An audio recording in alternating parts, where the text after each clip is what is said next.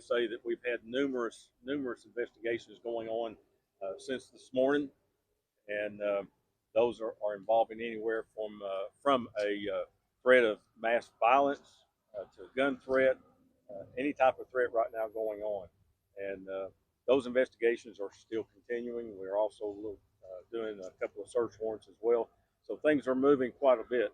As you can see behind me, all of the agencies, all the support that we've had involved in this right now. This is what it takes. Anytime that we get any kind of threat that's going on, what you see behind me is just a small portion of it. There's even more behind you all that you haven't seen yet. Those people either checking the schools, doing what they have to do, making sure we get traffic out. We've also learned that the ball game here tonight, they're having moving it back to 7:30, and I'll let the superintendent talk a little bit more about that here in just a minute.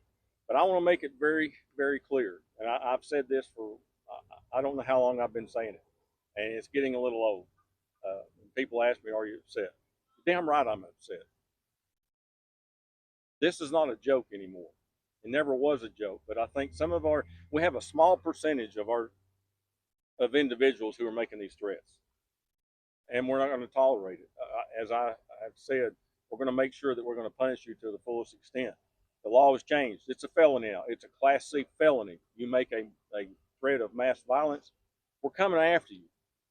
You know, and I've been speaking to our students so much. Parents, this is a notice to you as well.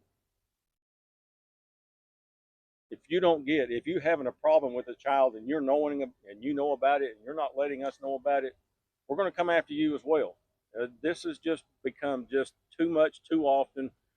Everybody knows what happened in Georgia 2 days ago.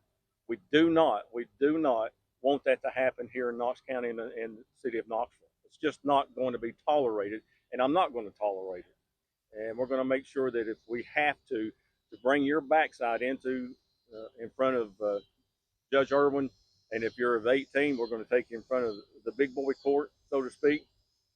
But it's just, as you can tell, I'm not happy, and I shouldn't have to be out here when we have a ball game that's getting ready to go on, and parents and kids having a good time.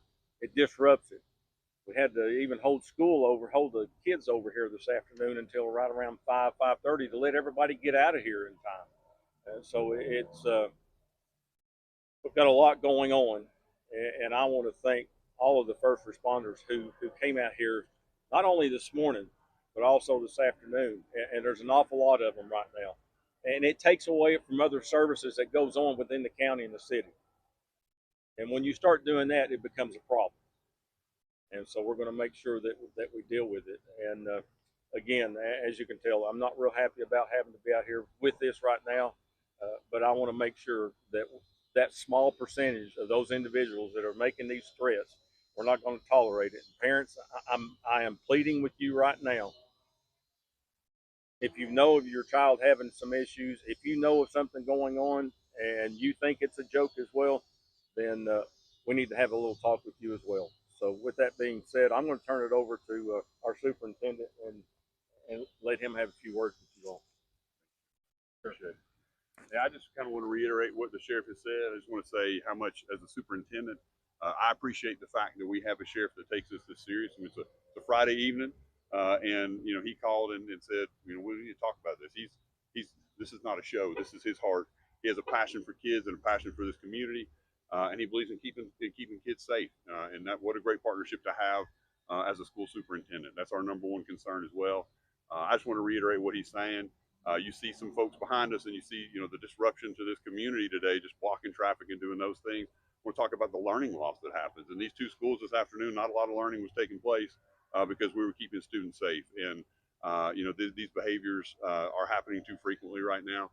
We do, as the sheriff said, we have resources. If you're a parent who has a kid who's struggling, we have resources to be able to handle that and to be able to help your students and help you build a plan for that. But really, you know, this is too disruptive. I'm appreciative again of the sheriff and for all the agencies. There's agencies you don't see that are here, and people I don't think understand, and I always appreciate that. They work around the clock, I mean, literally 24/7, doing home visits, checking every lead, because we do take safety seriously, and so we do call on the families to help us at this time, have those conversations at home, check your students' social media, have conversations about who they're talking to, who their friends are. And, you know, we know that you want that as a parent myself. I feel the same way, and that's a responsibility I have as well. So we just need everyone's help to get this and to return some things back to normal. Appreciate it.